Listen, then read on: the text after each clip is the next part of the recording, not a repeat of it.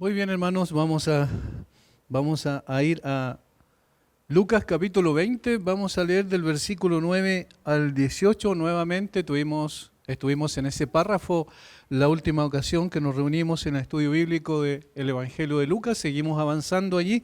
Vamos a leer del versículo 9 al versículo 18. Comenzó luego a decir al pueblo esta parábola. Un hombre plantó una viña, la arrendó a labradores y se ausentó por mucho tiempo. Y a su tiempo envió un siervo a los labradores para que le diesen el fruto de la viña. Pero los labradores le golpearon y le enviaron con las manos vacías. Volvió a enviar otro siervo, mas ellos a este también golpeado y afrentado le enviaron con las manos vacías. Volvió a enviar un tercer siervo, mas ellos también a este echaron fuera herido. Entonces el señor de la viña dijo, ¿qué haré? Enviaré a mi hijo amado, quizá cuando le vean a él le tendrán respeto. Mas los labradores, al verle, discutían entre sí, diciendo, este es el heredero, venid, matémosle para que la heredad sea nuestra. Y le echaron fuera de la viña y le mataron. ¿Qué pues les hará el señor de la viña? Vendrá y destruirá a estos labradores y dará su viña a otros. Cuando ellos oyeron esto, dijeron, Dios nos libre. Pero él, mirándolos, dijo, ¿qué pues es lo que está escrito? La piedra que desecharon los edificadores ha venido a ser cabeza del ángulo. Todo el que cayere sobre aquella piedra será quebrantado, mas sobre quien ella cayere le desmenuzará. Vamos a orar un momento para pedir la guía del Señor. Padre, te damos gracias por este tiempo precioso que tenemos alrededor de tu palabra. Siempre es un deleite poder escuchar tu voz, Señor, y poder colocar la mirada en nuestro bendito Redentor, nuestro Señor Jesucristo, para ser enseñados por Él. Particularmente, Señor, en la forma en que el Señor enfrentaba todas las cosas e incluso la controversia, incluso el ataque de sus enemigos, de forma tal que podía hacerlo con sabiduría. Danos esa sabiduría, esa gracia también al compartir tu palabra con otros y ayúdanos a poder entender las cosas no solo desde el punto de vista del conocimiento intelectual, sino integralmente para poder vivir conforme a tu palabra y poder también actuar conforme a ella en todas las cosas que hacemos. Danos de tu gracia, Señor, tu Espíritu nos guíe en este estudio. Oramos en el nombre de Jesús. Amén. La parábola de los labradores malvados es significativamente importante porque es una de las parábolas que tiene más contenido teológico. Pues lo que hace es, a través de esta parábola, hacer un recorrido histórico de la relación de Dios con Israel y particularmente de la reacción de Dios para con el Señor en relación a su rebeldía y a su obstinación. Eso es lo que nosotros vimos en la parábola. Los elementos que menciona aquí son fácilmente distinguibles. El Señor, el dueño de la viña, es Dios, obviamente. Los labradores a quienes les arrienda su viña son los líderes particularmente de Israel en todos los tiempos y también incluyen, por supuesto, a toda la nación de Israel. Los siervos que él envía, como vimos, son los profetas que envió una y otra vez permanentemente, con mucha paciencia durante cientos de años a Israel para que se volvieran de su mal camino, que los llamaba al arrepentimiento y a la fe, porque esa era una de las tareas principales de los profetas. Ellos los tomaron, los desecharon, algunos mataron, a otros hirieron, de tal manera que lo que tenemos aquí es la rebeldía persistente de Israel. Sin embargo, al final de ese proceso de enviarle una y otra vez sus siervos, les envió a su propio hijo, con el propósito de que pudiesen tener respeto, al menos por él. Esa era la intención del Señor. Sin embargo, cuando lo vieron, ellos dijeron, bueno, este es el heredero, matémosle y entonces vamos a tener la herencia nosotros. Esta actitud obviamente destemplada, incluso irracional, como dijimos, porque el dueño de la viña todavía estaba vivo. Obviamente era el señor de la viña o el dueño de la viña, como dice el versículo 9. Ahora, eso el Señor lo que está diciendo es dejando al desnudo la situación del corazón de estos hombres que no tenían ninguna intención de creer en el Señor, así como no tuvieron sus padres ninguna intención durante muchos años, durante muchos siglos, de poder obedecer al Señor para volverse de su mal camino en arrepentimiento genuino a Él. Por lo tanto, lo que pasaba en ese entonces era que el hijo del dueño de la viña, en este sentido el Señor Jesucristo, ya había aparecido y él los confrontaba con su rebeldía y su obstinación. Ahora, esa es la parábola en general. Estamos haciendo un relato así sucinto nada más, porque lo vimos en detalle la semana anterior. Pero el versículo 16 en adelante, y particularmente 17 y 18, el Señor hace una aplicación de la parábola ahora mucho más amplia. Ya dejó la parábola y entonces va a tomar otro elemento, una metáfora, para poder también aplicar la verdad que él estaba transmitiendo a través de la parábola. Versículo 16 dice: vendrá y destruirá. La pregunta es: ¿qué pues les hará el Señor de la viña? Vendrá y destruirá a estos labradores y dará su viña a otros. Cuando ellos oyeron esto, dijeron: Dios nos libre. Y esa expresión es muy interesante porque es una expresión en griego que es la más fuerte. Es decir, en otras palabras, significa: bajo ninguna circunstancia ocurra esto. Es una negación absoluta. Y que el apóstol Pablo la utiliza mucho. Por ejemplo, un ejemplo de esto es Romanos capítulo 6. Romanos capítulo 6 se utiliza esta palabra que en griego es meganoito. En el capítulo 6, versículo 1 y 2, noten lo que pasa ahí. ¿Qué pues diremos? ¿Perseveraremos en el pecado para que la gracia abunde? Esa es la pregunta, porque alguien se puede decir: bueno, si la gracia abunda, cuando abunda el pecado, sobreabunda la gracia, entonces perseveremos en el pecado porque así la gracia va a sobreabundar. Y el mismo apóstol Pablo responde a este cuestionamiento, que es una especie de confrontación con un escriba o un rabí, ¿cierto?, que le refute. En ninguna manera, dice, y luego da la razón, porque los que hemos muerto al pecado, ¿cómo viviremos aún en él? Pero la categórica negación es esta: en ninguna manera, bajo ninguna circunstancia, está diciendo el apóstol Pablo.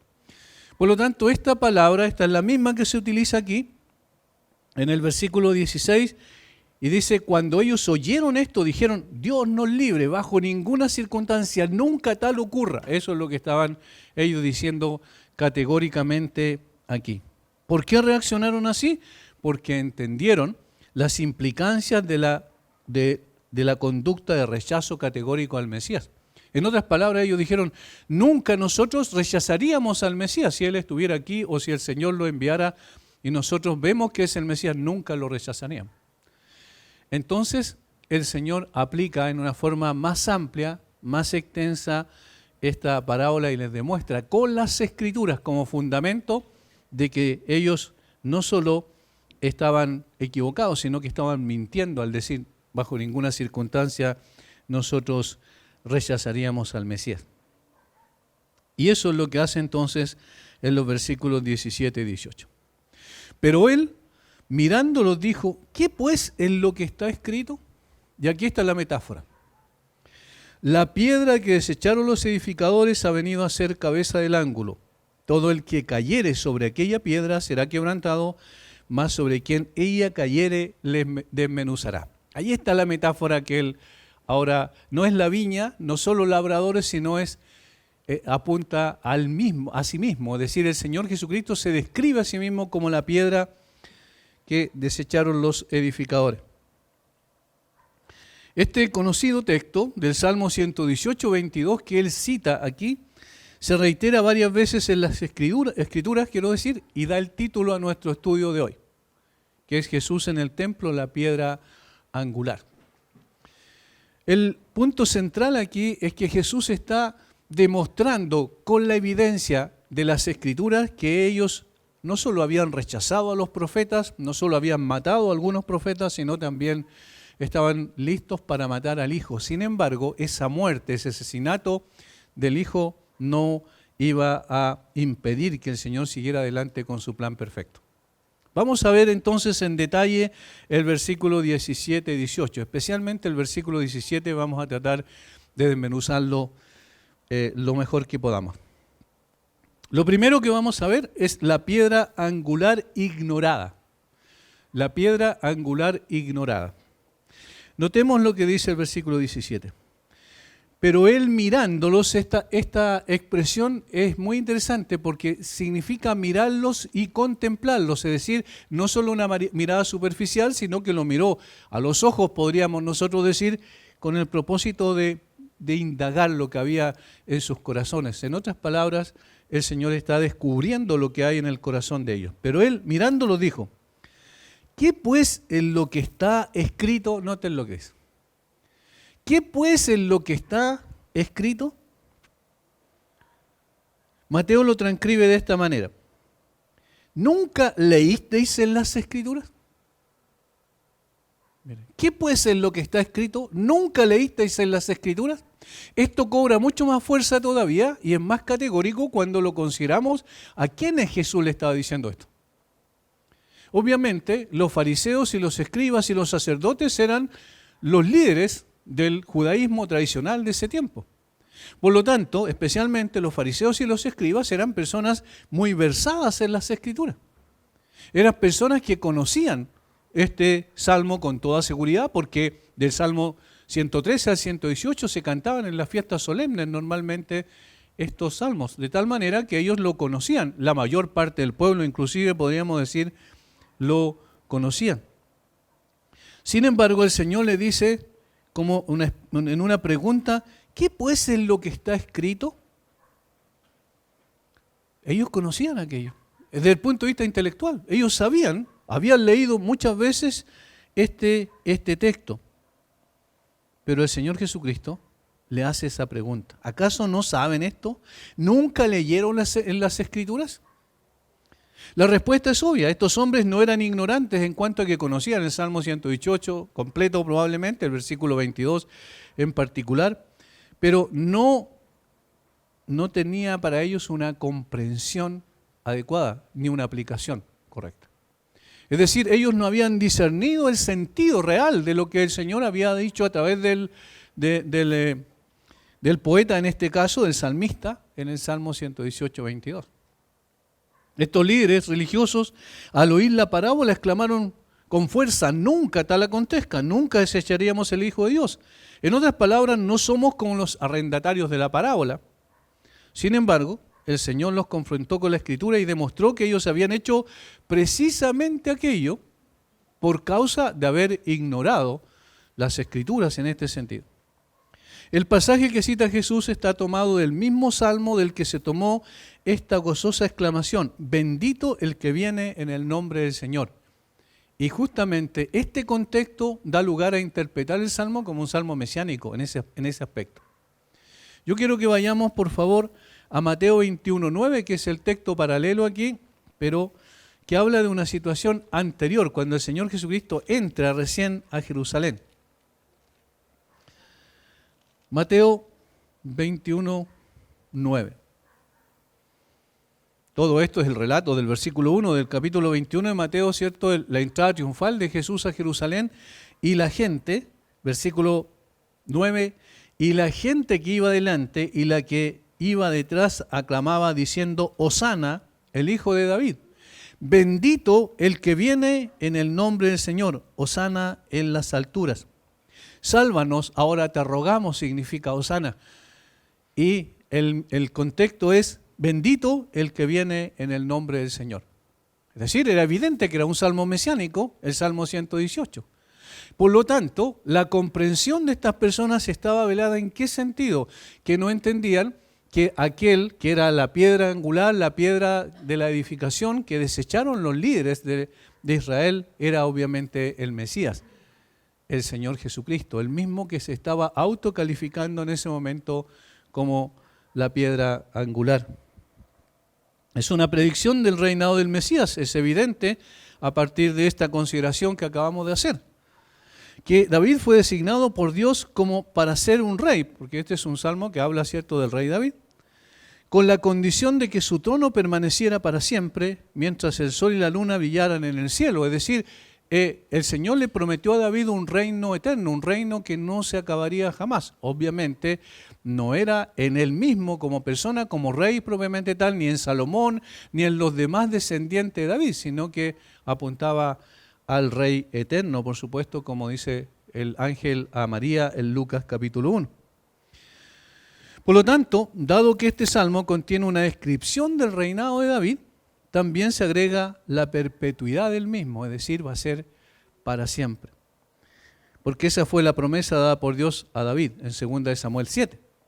Si el discurso se hubiera relacionado con algún reinado temporal, Cristo se había equivocado, ¿cierto?, al aplicarlo a sí mismo, pero no, él estaba consciente de que estaba aplicando un salmo mesiánico correctamente y lo aplicaba a sí mismo porque él era el Mesías.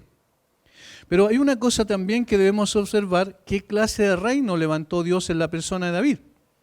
Era aquel reino que establecería en el verdadero Mesías hasta el fin del mundo. Porque esta unción antigua a David no era más que una sombra. De ahí inferimos que lo hecho en la persona de David fue un preludio o figura de Cristo. Estas consideraciones, estas interpretaciones que estamos haciendo, obviamente tienen que ver con lo que ellos deberían haber entendido, conociendo especialmente los escribas, que eran personas que dedicaban su vida literalmente a transcribir las Escrituras y a estudiar profundamente las Escrituras, hacían comentarios de la misma. De tal manera que este concepto tendrían que haberlo tenido claro cuando Jesús se refirió a la piedra que desecharon los edificadores que ha venido a ser cabeza del ángulo. Estaba citando literalmente el Salmo 118, 22. Y en consideración al contexto, entonces se entendía que es un salmo mesiánico.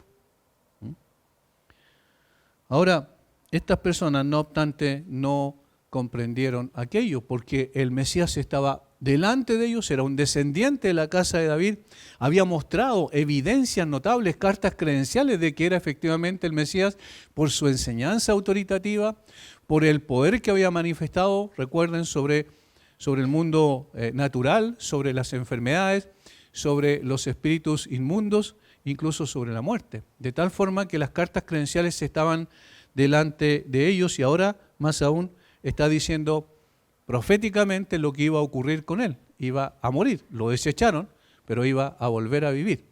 Fue puesto como cabeza del ángulo. ¿Qué significa esta metáfora entonces? Desde la antigüedad los constructores usaron piedras angulares en sus proyectos de construcción. Una piedra angular era la piedra principal, normalmente colocada en la esquina de una edificación para guiar a los obreros durante su trabajo. La piedra angular era normalmente una de las piedras más grandes, más sólidas, más perfectas y cuidadosamente elaboradas de todas las piedras que había en la edificación.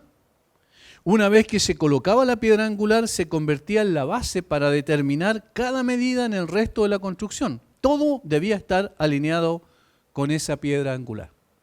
Es decir, en otras palabras, era la que le daba firmeza, permanencia en el tiempo, solidez a la construcción. Si elegían mal esa piedra, corrían el riesgo de que el edificio se derrumbara en cualquier momento. Eso era lo que, lo que el Señor Jesucristo utiliza aquí como una metáfora para explicar algo mucho más profundo que tenía que ver con su persona. Como esto era vastamente conocido por los receptores del mensaje de Jesús en el templo, entonces tiene que haber quedado claro a qué se estaba refiriendo. De tal manera que la metáfora debió ser muy clara para estas personas. Es más, además del Salmo 118, el profeta Isaías confrontó a los líderes inescrupulosos de Israel de su tiempo, en este caso, que habían abrazado la mentira, con esta declaración. Por tanto, Jehová el Señor dice así: he aquí yo he puesto en Sión por fundamento una piedra, piedra probada, angular, preciosa, de cimiento estable. El que creyere no se apresure. Isaías 28, 16. Otra vez, haciendo una alusión mesiánica. Yo he puesto en Israel, en contraste a lo que estaba pasando, los acusó de mentirosos en el contexto, y luego les dice, bueno, pero el Señor ha puesto en Sión una piedra angular, probada, preciosa, de cimiento estable. Entonces, ya había otro antecedente más escritural del Antiguo Testamento que daba para que entendieran adecuadamente esta metáfora. Esta piedra profetizada entonces se cumple en la persona del Señor Jesucristo. Dios está edificando, y aquí hay un mensaje que incluso era para el futuro. Dios estaba edificando un edificio mucho más grande y trascendente que requería, por tanto, una piedra de perfección absoluta que permaneciera para siempre. El mensaje es, Dios tiene también que construir un reino, pero ese reino se va a edificar sobre una piedra angular única, irrepetible, exclusiva, que el mismo Señor ha escogido.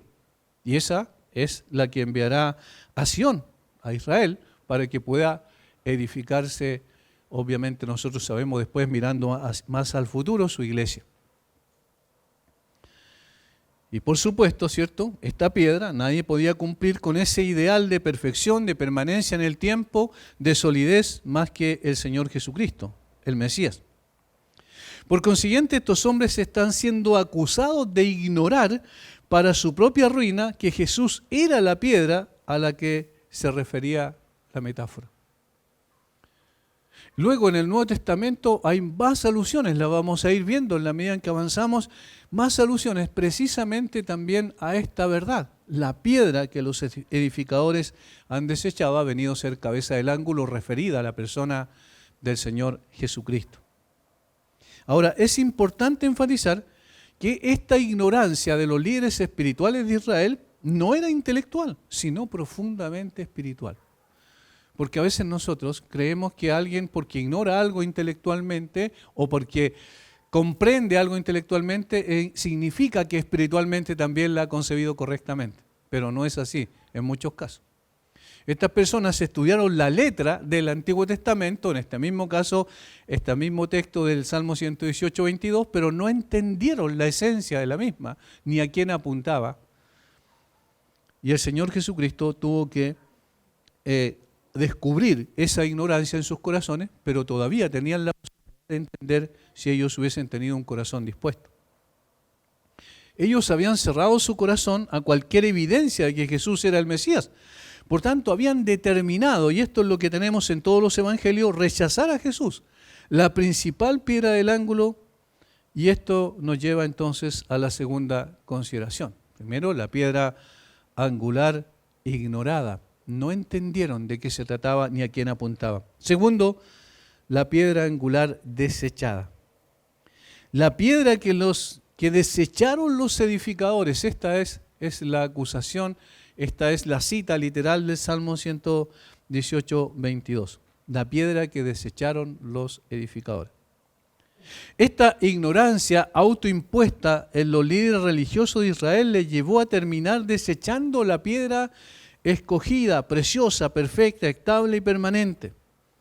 Esto es muy interesante, hermanos, cuando lo vemos a la luz de quienes hicieron eso, porque aquí hay una acusación.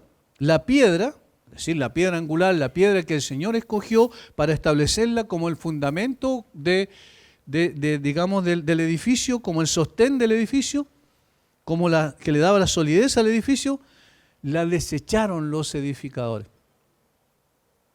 Si lo vemos desde el punto de vista de lo que estaba diciendo el Señor Jesucristo en términos literales respecto a una construcción, nosotros entendemos que si alguien se equivoca en colocar la piedra angular, la piedra principal, la que le da estabilidad y solidez a la construcción, entonces todo lo que se construya sobre ella va a fracasar, se va a venir abajo. Entonces era muy importante que los edificadores, los constructores, podríamos decir hoy los ingenieros, pudiesen calificar adecuadamente a la piedra correcta, escogerla y entonces colocarla en el lugar adecuado. Si se equivocaban, iba a ser un fracaso su construcción. Y aquí no debemos pasar por alto lo que dijimos al principio, así en forma sucinta, el hecho de que quienes rechazaron a Jesús no eran paganos sin ningún conocimiento del Dios verdadero. Esto es interesante. Quienes rechazaron toda la evidencia de que Jesús era efectivamente el Mesías, quienes rechazaron la enseñanza autoritativa de Jesús, quienes rechazaron sus milagros grandes y gloriosos que él hizo, quienes rechazaron al Mesías porque él se identificó como tal de una forma clara, estas eran personas que supuestamente servían al Dios verdadero. Los fariseos y escribas eran hombres que dedicaron, como dije, su vida para estudiar e interpretar el Antiguo Testamento. Eran personas eruditas en la materia, eran teólogos de su tiempo, a tal punto que el Señor dijo en una ocasión respecto a los fariseos y escribas, dijo, hagan lo que ellos dicen, pero no hagan lo que ellos hacen. Es decir, el Señor ni siquiera desechó lo que ellos enseñaban, porque ciertas cosas, lo que enseñaban conforme a la palabra de Dios era correcto. Sin embargo, su conducta difería totalmente de lo que ellos enseñaban y en consecuencia el Señor les dijo a sus discípulos eso: hagan lo que ellos dicen, pero no lo que ellos hacen. ¿Cómo sabemos que estos hombres eran verdaderamente teólogos y sabían interpretar incluso las Escrituras, pero fallaron rotundamente en lo más importante? Un ejemplo bíblico para ellos: Mateo capítulo 2. Mateo capítulo 2. El contexto es la visita de los sabios de Oriente que llegaron, ¿cierto?, guiados por la estrella. Cuando Jesús nació en Belén de Judea, estoy leyendo el versículo 1, en días del rey Herodes, vinieron del oriente a Jerusalén unos magos, diciendo: ¿dónde está el rey de los judíos que ha nacido? Porque su estrella hemos visto en el oriente y venimos a adorarle. Oyendo esto, el rey Herodes se turbó y toda Jerusalén con él. Y convocados, miren a quién convocó, todos los principales sacerdotes y los escribas del pueblo, les preguntó dónde había de nacer el Cristo. Los sacerdotes y los escribas del pueblo eran los que constituían el Sanedrín. En el versículo 5, ellos le dijeron: en Belén de Judea, porque así está escrito por el profeta. Miren cómo apuntaron correctamente a la profecía. Miqueas 5:2. Ahí estaba la profecía que ellos interpretaron. ¿Dónde había de nacer el Mesías? Y ellos dijeron, bueno, en Belén de Judea, porque sí está escrito por el profeta. Y tú, Belén de la tierra de Judá, no eres la más pequeña entre los príncipes de Judá, porque de ti saldrá un guiador que apacentará a mi pueblo Israel. ¿Hay algo que notaron ahí bien interesante? Ellos están apuntando correctamente, interpretando correctamente la profecía de Miqueas respecto al Mesías. ¿Dónde ha de nacer el Mesías? Bueno, según Miqueas 5:2, va a nacer en Belén de Judea. Eran personas que tenían un conocimiento acabado de las Escrituras. Por eso Herodes los llamó para consultar respecto a dónde debía nacer el Mesías. Este es solo un ejemplo que muestra que estas personas eran entrenadas en las Escrituras, conocían las Escrituras, y entonces la pregunta es: ¿por qué no interpretaron correctamente esta metáfora que el Señor está usando para autodescribirse como la piedra angular? Parece algo monstruoso que el autor de la salvación sea rechazado, no por los extraños, sino por los que pertenecen a su propia casa, por los mismos gobernantes que ejercen el gobierno de su pueblo, por los mismos eruditos bíblicos, vamos a decir, por las mismas personas que tenían un vasto conocimiento de las Escrituras. Parece extraño y absurdo que sea desechado precisamente por ellos. Estos eran los líderes de la construcción, los ingenieros en cuestión para poder seguir usando la metáfora. Las personas que habían determinado los planos, que habían establecido la forma en que se tenía que hacer la casa, la estructura propiamente tal, estas personas, que eran los más sabios en ese sentido, rechazaron al Señor, lo desecharon. ¿Por qué lo desecharon? Porque no pertenecía a su sistema religioso. Porque no era un rabino judío reconocido por ellos, porque no era un maestro, ¿cierto?, en ese sentido reconocido por ellos, porque no era fariseo, porque no era escriba, porque no era saduceo, porque no pertenecía a la casta principal de los sacerdotes, de hecho no era de la familia de los sacerdotes, humanamente hablando. Y entonces ellos dijeron: no, nosotros no lo aceptamos, él no debe ser nuestro Mesías. La expresión desechada por los edificadores, tomada de los albañiles, quienes al encontrar una piedra que al ser probada en un lugar particular parece inadecuada para ella, la arrojan a un lado y se toman otra. Y eso es lo que ellos estaban diciendo. No, este no es el Mesías. Si le preguntan a los judíos ortodoxos del día de hoy, todavía van a decir que su Mesías no ha venido. ¿Por qué? Porque quisieron a priori, digamos, a pesar de tenerlo frente a él, a pesar de toda la evidencia, como hemos dicho, rechazarlo simplemente. Al final de la construcción, para seguir usando la metáfora, los judíos se van a dar cuenta según lo que dice Romanos capítulo 9 al 11. Al final de la construcción se van a dar cuenta que esa piedra que ellos desecharon era la cabeza del ángulo.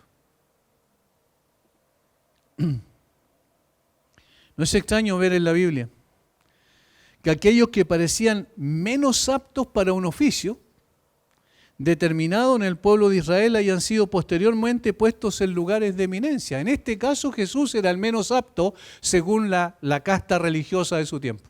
No, este no puede ser el Mesías. Era el menos apto. ¿Por qué? Porque pertenecía a una familia no importante dentro de Israel, porque era simplemente una persona que había ejercido como un carpintero en su tiempo de juventud, porque era alguien que no había sido educado, instruido religiosamente bajo los pies de ningún sabio competente de los fariseos. Entonces, para ellos, él no era elegible en este sentido. Pero tenemos también en la Biblia, como dije, muchos casos donde los menos dotados supuestamente fueron puestos en eminencia por el Señor. Un ejemplo claro es David, ¿recuerdan? Cuando Samuel fue instruido por Dios a ungir a uno de sus hijos para que fuese rey sobre Israel, ¿qué hizo Isaí, el padre de David? Llamó a todos sus hijos menos a David. Y entonces pasaba uno y decía Samuel, no, este no. Y cuando en un momento dado Samuel dijo, este puede ser, el Señor le dijo, no miren lo que está delante de tus ojos porque Dios ve el corazón. De tal manera que tampoco fue elegido. Y cuando al final pasan todos los hijos y Samuel ve que ninguno de ellos es según la dirección del Señor, entonces dice, ¿tienes otro hijo? Y él dice, bueno, hay uno que está cuidando las ovejas, pero en otras palabras, ¿para qué? Es decir, no estaba dotado ni capacitado supuestamente, no tenía mayor importancia incluso dentro de la familia. Es un pastor de ovejas nada más. Y Samuel le dice que lo llame y a él lo unge el Señor. Es decir, el menos dotado humanamente hablando fue el que el Señor usó para colocar en eminencia. ¿Y qué eminencia? Fue el rey por excelencia, el estándar del reinado que tenía que tener Israel. También en el caso del Mesías. Isaías lo presenta en su extraordinario poema El siervo sufriente como sin atractivo, sin hermosura, despreciado y desechado entre los hombres, menospreciado, no estimado a los ojos de los hombres. Isaías 53, versículos 2 y 3. Es presentado como no apto, en definitiva, a la vista de los hombres. Horizontalmente hablando, ellos identificaban a Jesús simplemente como la mujer samaritana, como un judío. Cuando el Señor empezó a profundizar en la conversación con ella, dijo, eres tú profeta. Y finalmente, porque el Señor abrió sus ojos, se dio cuenta de que era el Mesías. Sin embargo, los israelitas no pudieron ver esto con claridad, particularmente los religiosos judíos. Entonces a Jesús lo vieron como alguien sin importancia y lo desecharon. Debido a su falta de atributos o características que se suponía que debía tener el Mesías según su consideración humana nada más. No lo vieron como alguien apto para ser la piedra angular. Esto representa al Señor Jesús propuesto a los judíos como fundamento, piedra angular, sobre la cual construir su reino, pero rechazado por ellos los constructores. Hermanos, esto nos enseña una lección importante en términos prácticos para nosotros y que va más allá de un hecho puntual y puede aplicarse en general como un principio cuando hablamos de aquellos que son aptos para servir al Señor. ¿Quién es apto para servir al Señor? Ninguno. Ninguno. Eso es lo que Pablo dice cuando le escribe a los Corintios. ¿Y para esto quién es suficiente? Y esa es una pregunta retórica que tiene una respuesta. Nadie es suficiente. Desde el punto de vista humano, nadie es suficiente para servir al Señor. Ninguno es apto, pero el Señor escoge soberanamente a quien Él quiere y lo coloca donde Él quiere, en la iglesia de Cristo. Y eso es lo que nos está enseñando como principio. Porque no son los hombres quienes han de escoger al Señor. Es el Señor el que escoge a los hombres y el que coloca en su corazón sus propósitos. Y en este caso, obviamente, el Hijo había dicho que el hacer tu voluntad, oh Dios, me ha agradado y tu ley está en medio de mi corazón. y Él era apto para ser la piedra angular.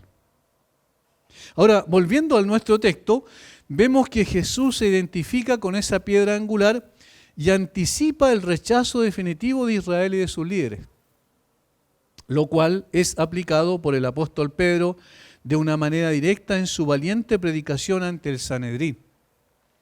En Hechos capítulo 4, versículos 10 y 11. El contexto viene después, ¿cierto?, de que Pedro y Juan, el Señor sanó a través de Pedro y Juan a un paralítico en la puerta del templo. Ellos finalmente son tomados y se los llevan a comparecer delante del concilio del Sanedrín. Y el apóstol Pedro dice esto valientemente. Capítulo 4, versículos 10 y 11.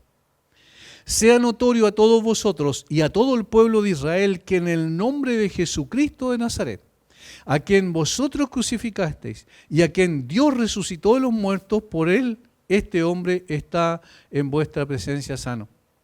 Este Jesús, miren lo que dice Pedro, este Jesús es la piedra reprobada por vosotros los edificadores, la cual ha venido a ser cabeza del ángulo. Noten cómo aplica las mismas palabras de Jesús, pero aquí en una forma directa, incisiva, el apóstol Pedro.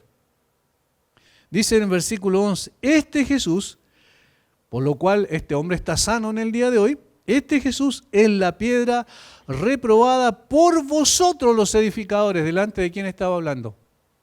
Delante del concilio de Sanedrín, es decir, de los sacerdotes, de los que eran normalmente saduceos, de los fariseos y de los escribas, delante de toda la constitución del Sanedrín que tenía 71 miembros. Estaba hablándoles a estas personas y diciéndoles, ustedes fueron los que desecharon a la piedra angular que es Jesús. Obviamente se requería valor para hacer eso, pero al mismo tiempo comprensión, seguridad, convicción de que Jesús era efectivamente la piedra angular del edificio que es la iglesia de Cristo. Eso es maravilloso. Pedro entendía esto. Lo que no entendieron los sabios, las personas que supuestamente debían tener el conocimiento más profundo de esta verdad, Pedro lo entendió. Y Pedro era un pescador. De tal forma que el Señor iluminó la mente de Pedro, abrió su corazón, ¿cierto? Lo llevó a sus pies en arrepentimiento genuino y luego lo usa como un instrumento. Y Pedro repite las palabras de Jesús. En este caso Jesús estaba aplicando la parábola en el caso que estamos estudiando. En el caso de Pedro, Pedro estaba diciendo, Jesús ya fue desechado por ustedes, sin embargo, es la piedra angular. ¿Y cuál es la evidencia? Dios le ha resucitado entre los muertos y Él, el poder de Él y por su gracia y su misericordia y compasión, este hombre está sano hoy delante de ustedes. Hay una evidencia práctica, visible, palpable. Pedro les dice, ustedes son los que reprobaron a Jesús, ustedes le rechazaron, ustedes le pusieron en una cruz, ustedes le desecharon definitivamente. Sin embargo, en el mismo sermón Pedro les dice que Jesús había resucitado y en consecuencia le está diciendo, el plan de Dios siguió adelante a pesar de su rechazo. Y esto nos lleva a lo tercero. La piedra angular vindicada. Esta palabra parece rara, difícil, pero es simple en su definición. Significa simplemente recuperar lo que le pertenece. La piedra angular que fue rechazada, no obstante, Dios la colocó en el lugar que siempre le perteneció. La cita del Salmo 118, 22 no termina en el rechazo de los edificadores, sino que continúa diciendo, ha venido a ser cabeza del ángulo. Ha venido a ser cabeza del ángulo. Yo quiero que vayamos a Mateo nuevamente, el texto paralelo, versículo 42. Mateo 21, 42. Jesús les dijo, ¿nunca leísteis en las Escrituras la piedra que desecharon los edificadores ha venido a ser cabeza del ángulo? Y Pedro menciona el versículo siguiente también aquí. Mateo quiero decir. Miren que es notorio esto. Ha venido a ser cabeza del ángulo. El Señor ha hecho esto y es cosa maravillosa a nuestros ojos. El Señor ha hecho esto. Los hombres lo desecharon, pero el Señor ha hecho otra cosa con él. Los hombres lo despreciaron, los hombres lo desestimaron como el Mesías, los hombres lo pusieron a un lado como inservible para que fuera la principal piedra del ángulo, pero el Señor ha hecho esto, lo ha puesto como la principal piedra del ángulo. Noten, aquí hay una evidencia del fracaso de los hombres al concebir correctamente al Señor Jesucristo, pero hay una victoria de Dios al vindicar su derecho a estar en el lugar que le correspondía. Y nunca perdió, más allá del rechazo circunstancial de los hombres. Por lo tanto, el hombre fracasó, en este caso, por el rechazo a Jesús, porque no lo vieron ni lo interpretaron como él era realmente, pero el Señor no fracasó. Más allá del rechazo, aquellos a los cuales vino, volvió a ocupar el lugar que le pertenece por derecho propio. Dicho de otra manera, la incredulidad de los hombres no cambia los planes de Dios. No modifica en absoluto los planes de Dios. No retarda ni una milésima de segundo los planes de Dios. No lo mueve ni un milímetro los planes de Dios. Y esto es muy importante considerarlo, hermanos. El hecho de que cada vez haya más ateísmo, por ejemplo, y secularismo, no significa que Dios no siga con sus planes adelante. Entre más la gente se levanta contra el Señor y quiere ignorarlo, o quiere simplemente rechazar todos sus principios establecidos en su palabra, eso no va a cambiar en absoluto el plan que el Señor tiene preestablecido antes de la fundación del mundo. Porque este plan se cumple perfectamente en Cristo y su Hijo no puede fallar. El rechazo del Mesías por su propio pueblo no modificaba en nada el plan de redención que alcanzaría hasta lo último de la tierra y con lo cual nosotros hemos sido beneficiados. Como hemos dicho en otras oportunidades, nosotros estamos al último de la tierra, si lo consideramos de la perspectiva de Israel. Y sin embargo, hemos sido bendecidos por el mismo Señor que estaba hablando estas palabras en el templo. A través de esta afirmación sobre Jesús, ha venido a ser cabeza del ángulo, Dios declara que los malvados, al rechazar a Cristo, no podrán en modo alguno detener sus planes, sino que su propósito en Cristo permanecerá intacto. Porque por cómo fue puesto nuevamente, ha venido a ser cabeza del ángulo, el Señor ha hecho esto, cómo fue puesto en ese lugar, a pesar del rechazo del liderazgo judío y el pueblo en general de Israel. ¿Cómo fue puesto allí? Por la resurrección de entre los muertos. Jesús había dicho en la parábola que lo iban a matar. Pero ahora dice que ha venido a ser cabeza del ángulo. Lo rechazaron, lo dejaron a un lado, lo botaron como algo que no sirve, pero luego vuelve a ser cabeza del ángulo. Es decir, el Señor permanece a pesar del odio, de la antipatía y del rechazo de los hombres. Cuando los hombres hayan hecho todo lo que pueden para obstaculizar los perfectos planes de Dios, Cristo aún, en contra de sus deseos, conservará el lugar que el Padre le ha asignado. Eso es inamovible. Por muy ferozmente que pueda ser atacado por aquellos que parecen poseer honor y dignidad, permanecerá en su propio lugar y no disminuirá en nada a causa del malvado desprecio de la gente. Por eso, aunque todo el infierno se uniera y todos los hombres sin Cristo se unieran para atacar al Señor, no van a lograr ningún objetivo, ni van a mover en absoluto su plan perfecto.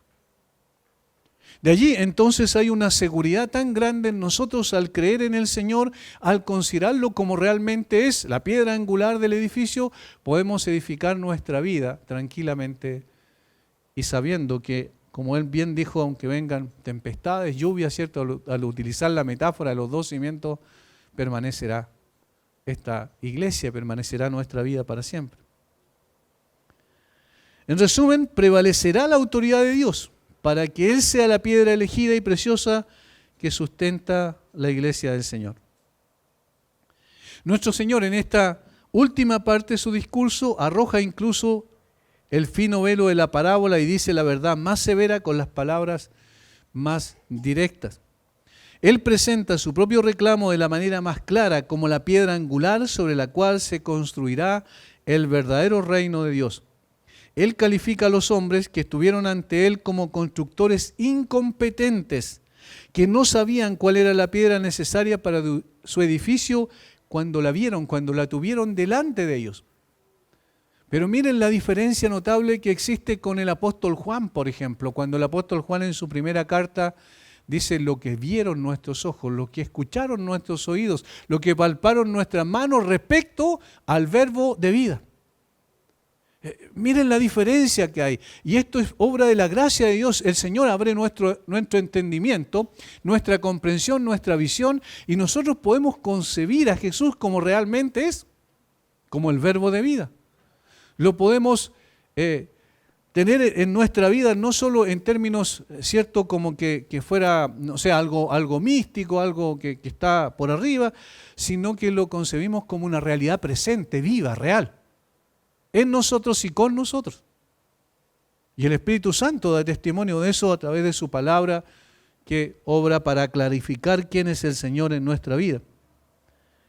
Los hombres aquí, los fariseos, los escribas, los eruditos de ese tiempo, desecharon al Señor Jesucristo. La gente sencilla, como los pescadores de Galilea, del mar de Galilea, ellos lo reconocieron como realmente era.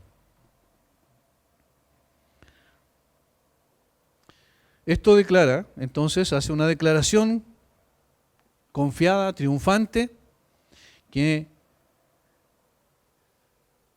el Señor iba a hacer una obra gloriosa que, más allá de la oposición y aún más allá de su muerte, Él está seguro que el Padre edificará la iglesia sobre Él.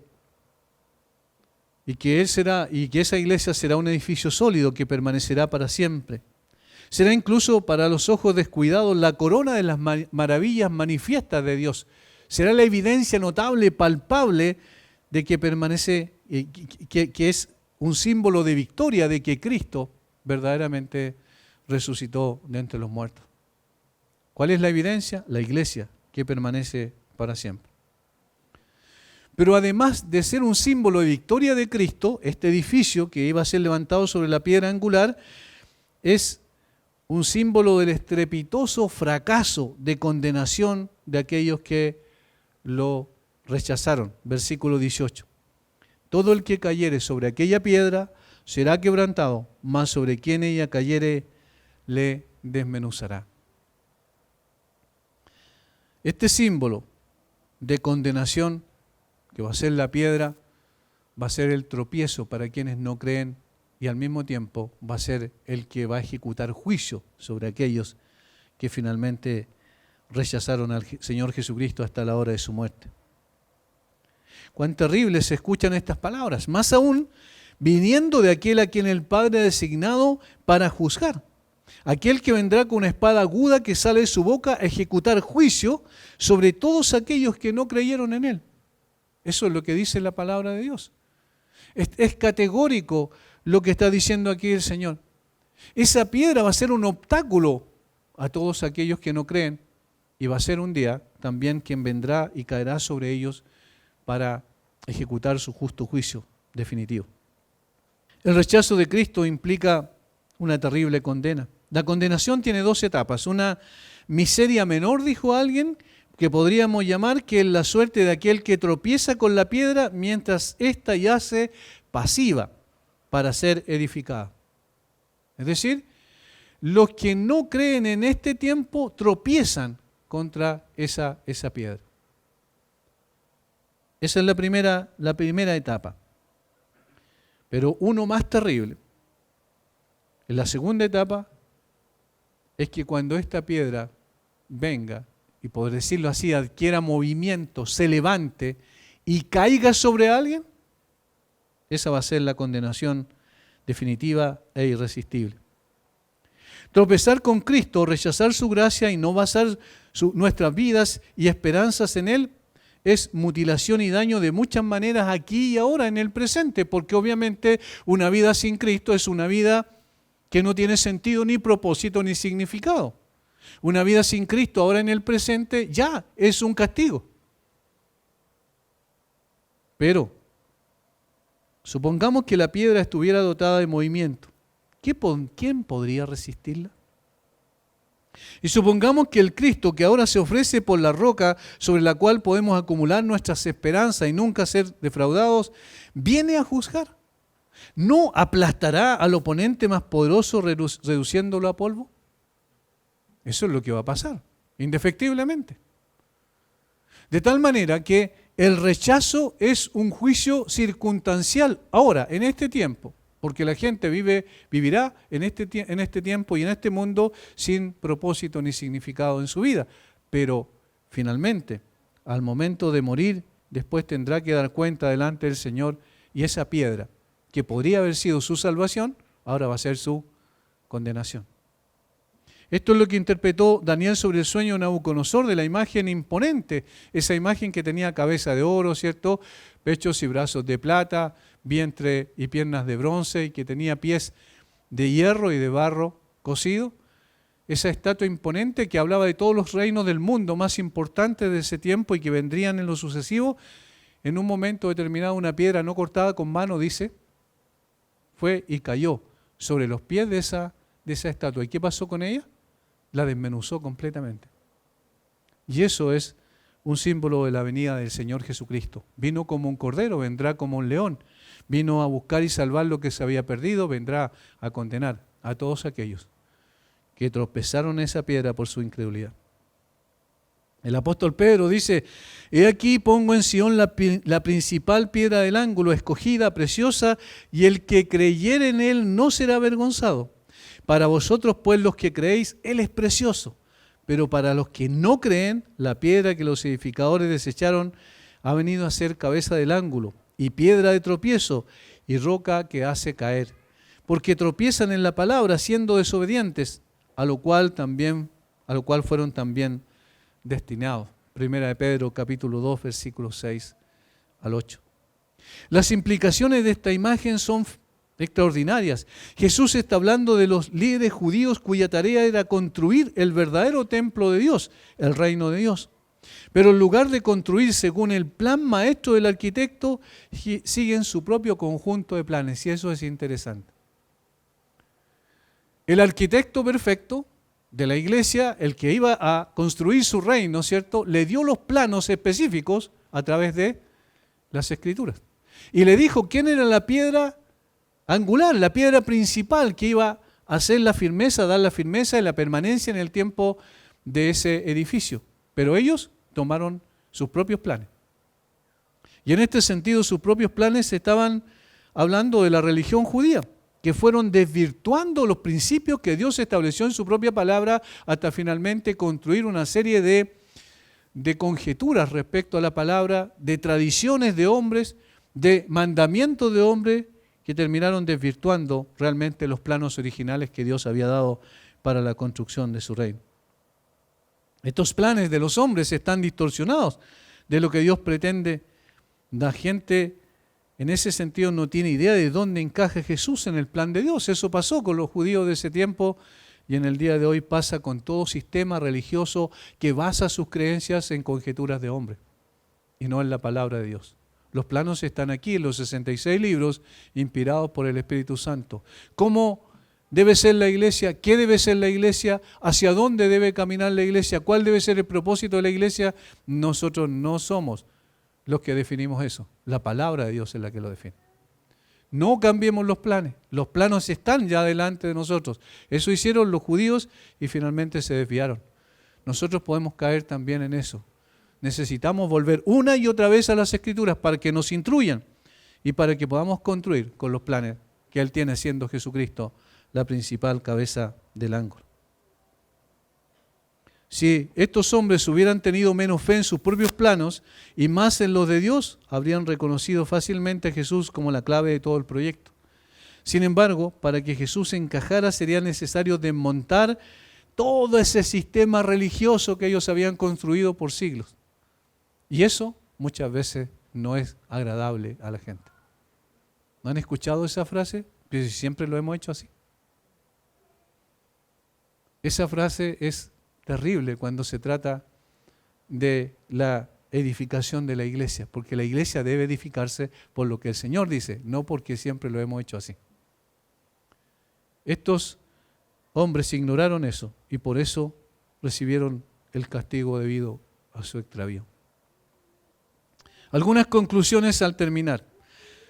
Los que son llamados a servir al Señor deben hacerlo conforme a lo establecido por Dios en su palabra, no de acuerdo a sus propias ideas, como recién acabamos de decir. Ya está todo establecido, está todo dicho, no hay nada más que añadir. No hay profecías nuevas que estamos esperando que vengan para saber cómo actuar en una situación u otra.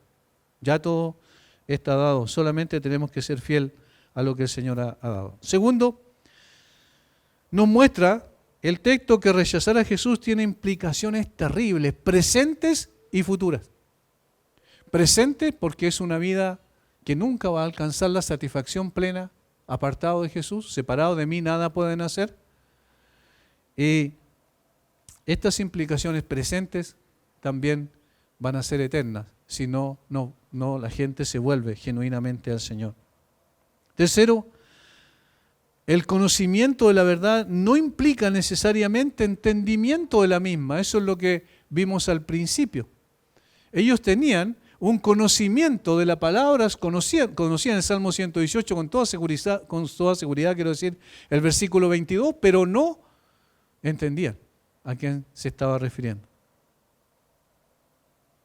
Cuarto, Cristo es la piedra angular de la iglesia, lo cual ofrece estabilidad, firmeza y permanencia. Quinto, a pesar del rechazo de la mayoría de los hombres, el plan de Dios para la salvación de todos aquellos por los cuales envió a Cristo no sufre ninguna alteración y su victoria está asegurada. Todos aquellos por los cuales Él vino a dar su vida en la cruz, todos alcanzarán salvación, porque la salvación es del Señor. Y Él obrará para llevar al arrepentimiento a todos aquellos que ha escogido antes de la fundación del mundo. Más allá del rechazo generalizado que pueda tener la humanidad, Dios siempre va a cumplir con sus planes. Padre, muchas gracias por tu palabra, gracias por instruirnos, gracias por también, Señor, alertarnos sobre alguna situación en donde podamos desviarnos. Somos seres falibles, tú nos conoces, y pedimos a ti que en tu gracia tú, Señor, nos preserves para poder mantenernos viviendo de acuerdo a tu plan y a tu propósito.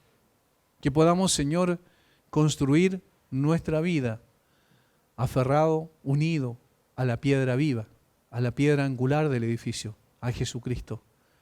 Y entonces, Señor, podamos dar frutos también para ti. Y sigue obrando en aquellos que aún no te conocen, llévalos a tus pies a un arrepentimiento genuino, antes de que sea demasiado tarde, Señor, y que esa piedra angular caiga definitivamente sobre ellos según tu plan y propósito. Gracias por este tiempo. Bendice a mis hermanos. En el nombre de Jesús. Amén.